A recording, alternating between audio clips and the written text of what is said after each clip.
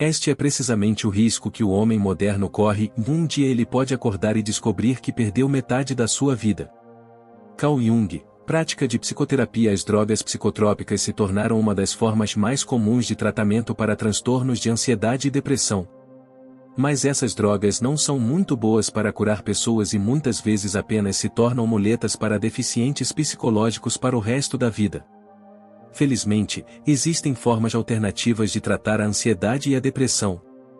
Neste vídeo vamos recorrer a Carl Jung, um dos maiores psiquiatras da história, para obter conselhos sobre como encontrar uma cura para esses distúrbios psicológicos. A elite ainda se apega firmemente à noção de que os transtornos de ansiedade se originam em alterações no cérebro. Infelizmente, muitos médicos comuns ainda juram por este evangelho em detrimento dos seus pacientes, que a nossa época produz em enxames. Quase todos estes pacientes foram convencidos pelo dogma médico de que a sua doença é de natureza física. Carl Jung, a vida simbólica. Jung acreditava que a maioria dos casos de ansiedade e depressão não são produto de um cérebro defeituoso, mas de um modo de vida defeituoso. O primeiro passo no método de tratamento de Jung, portanto, não foi uma prescrição de medicamentos, mas uma dose de insight psicológico e insight sobre o que esperar da vida e insight sobre o que é necessário para mudar. Com relação ao primeiro, Jung observou que muitas pessoas acreditam que a vida deveria ser fácil, o sofrimento reduzido ao mínimo e as dificuldades evitadas. Mas Jung seria direto com seus pacientes, dizendo-lhes que a vida não é fácil e que o conforto e a paz não são nosso estado natural. Ou, como escreveu Jung, em última instância, é altamente improvável que algum dia possa haver uma terapia que elimine todas as dificuldades. O homem precisa de dificuldades, eles são necessários para a saúde. O que nos preocupa aqui é apenas uma quantidade excessiva deles.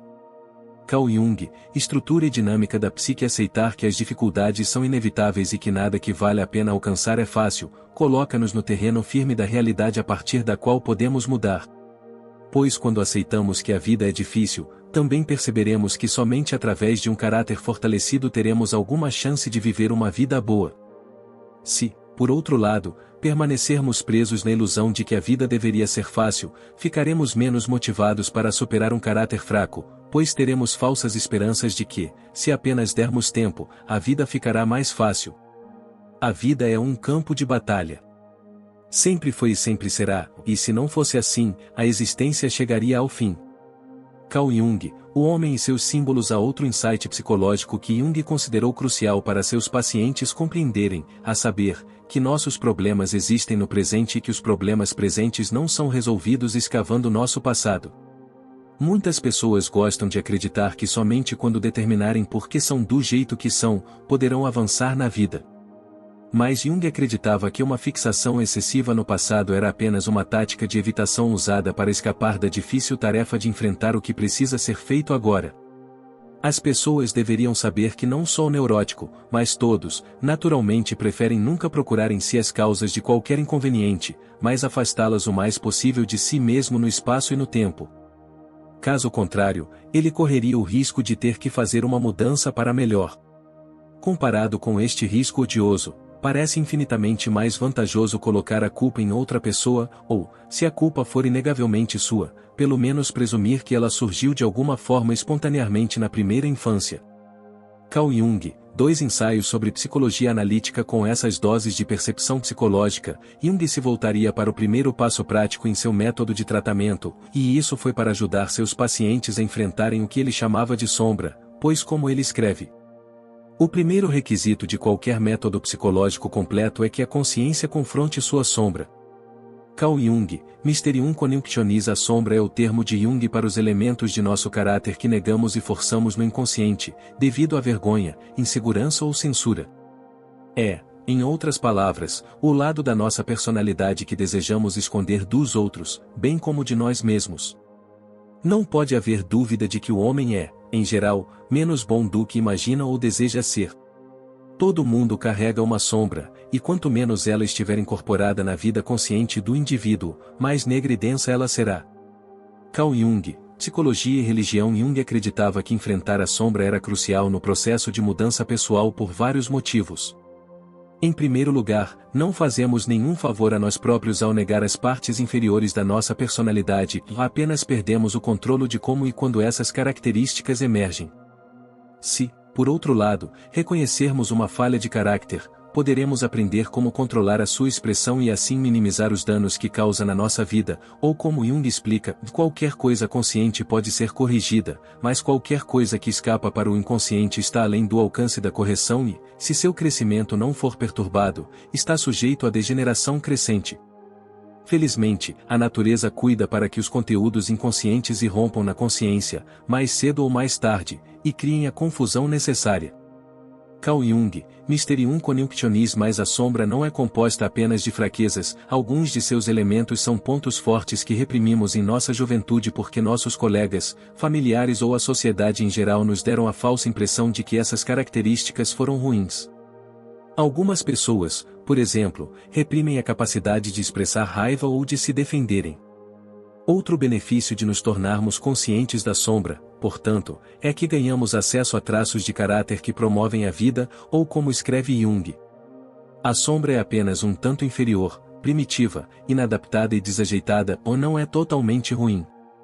Contém até qualidades que de certa forma vitalizariam e embelezariam a existência humana, mas a convenção proíbe.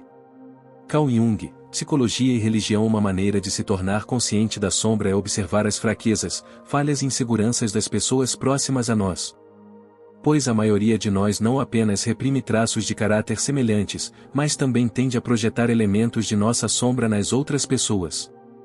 Se, portanto, prestarmos atenção aos traços de caráter dos nossos amigos e familiares que nos incomodam, poderemos também ter um vislumbre da nossa própria sombra. Além de observar os outros, outra forma de trazer a sombra para a luz da consciência é refletir sobre os motivos das nossas ações, especialmente ações das quais nos envergonhamos, e estar aberto à autocrítica quando esta for justificada. Pois, como observa Jung, muitas vezes a única coisa que nos impede de ver nossa sombra é a capacidade de sermos honestos conosco mesmos, e com um pouco de autocrítica podemos ver através da sombra. Carl Jung. Além de se tornar mais consciente da sombra, outro aspecto integrante do método de tratamento de Jung era ajudar seus pacientes a encontrar um sentido para suas vidas.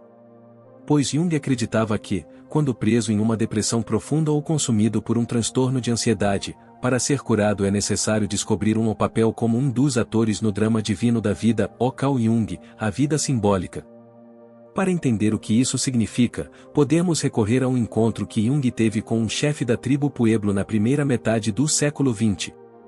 Jung estava discutindo com esse homem as tradições de sua tribo quando o chefe fez a seguinte observação: sim, somos uma tribo pequena e esses americanos querem interferir em nossa religião. Eles não deveriam fazer isso, porque somos filhos do Pai, o Sol. Aquele que vai lá, apontando para o Sol, esse é o nosso Pai. Devemos ajudá-lo diariamente a elevar-se acima do horizonte e a caminhar sobre o céu. E não fazemos isso apenas por nós mesmos, fazemos isso pela América, fazemos isso pelo mundo inteiro. Carl Jung, A Vida Simbólica. Jung entendeu que para muitos nos dias modernos esta afirmação soaria louca e arcaica. Mas, como ele observa ainda, os membros desta tribo não sofreram como nós sofremos. Eles não foram infectados por neuroses, transtornos de ansiedade ou depressão. Eles não se enchiam de comprimidos todos os dias e não eram debilitados pelos vícios. Em vez disso, esta tribo era composta por indivíduos altamente funcionais que se viam cumprindo o seu dever como atores no drama divino da vida, e as suas vidas eram ricas em significado e propósito. Ou como Jung escreveu, essas pessoas não têm problemas. Eles têm o seu cotidiano, a sua vida simbólica. Levantam-se de manhã com o sentimento da sua grande e divina responsabilidade, são filhos do Sol, do Pai, e o seu dever diário é ajudar o Pai no horizonte, e não apenas para si próprios, mas para o mundo inteiro. Você deveria ver esses sujeitos, eles têm uma dignidade natural realizada. Carl Jung, A Vida Simbólica. Jung contrasta esse modo de vida com uma mulher ocidental que conheceu. Essa senhora, como observa Jung, era uma viajante compulsiva, sempre correndo de um lugar para outro, sempre procurando, mas nunca encontrando realmente o que procurava. Fiquei maravilhado quando olhei nos olhos dela, e os olhos de um animal caçado, de um animal encurralado, buscando, buscando, sempre na esperança de alguma coisa.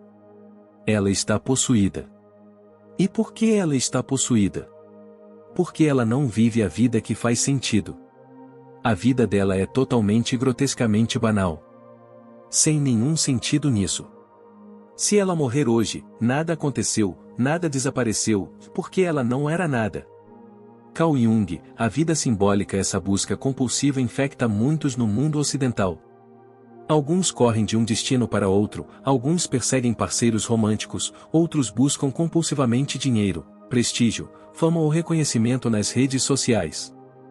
Mas qualquer que seja a forma exterior que assuma, a motivação subjacente é a mesma e o buscador está a tentar fugir da banalidade da sua existência. Eles estão procurando preencher o vazio que advém de viver uma vida sem sentido. Mas como Jung explica que este vazio não pode ser preenchido com coisas, ou mesmo experiências, o que preenche este vazio é saber que estamos a viver de uma forma que faz a diferença, ou como ele escreve sobre a mulher que conheceu, mas se ela pudesse dizer, eu sou filha da lua. Todas as noites devo ajudar a lua, minha mãe, no horizonte, isso é outra coisa. Então ela vive, então a sua vida faz sentido, e faz sentido em toda a continuidade, e para toda a humanidade. Isso dá paz, quando as pessoas sentem que estão vivendo como atores no drama divino. Isso dá o único sentido à vida humana, todo o resto é banal e você pode descartá-lo. Uma carreira, a produção de filhos, são todos maia comparados com aquela única coisa em que sua vida tem sentido. Carl Jung, a vida simbólica. Jung não estava sugerindo que todos nós adotássemos a mitologia puebloan, mas sim que muitas pessoas sofrem porque suas vidas não fazem sentido. E a tarefa de quem quer se livrar da ansiedade ou da depressão é descobrir esse sentido. Devemos, por outras palavras, encontrar uma forma de justificar a nossa existência, para que nós, tal como os puebloan, possamos acreditar que a nossa vida tem sentido. Para alguns, isto pode ser conseguido através da religião, para outros, contribuindo de forma substancial para a promoção de valores como a justiça, a liberdade ou a comunidade, enquanto outros o encontrarão através do acto criativo. Mas para aqueles de nós que vivemos no Ocidente moderno, onde nos falta uma mitologia dominante, cabe-nos a nós, e apenas a nós, descobrir como podemos desempenhar um papel significativo no drama divino da vida. Para os poucos que realizam esta tarefa, uma vida plena definirá o seu futuro. Para muitos que não o fazem, anos ou décadas de sofrimento inútil e busca compulsiva serão o seu destino. Estou preocupado apenas com o cumprimento daquilo que está em cada indivíduo. Esse é todo o problema, esse é o problema do verdadeiro pueblo, em que eu faça hoje tudo o que for necessário para que meu pai possa surgir no horizonte.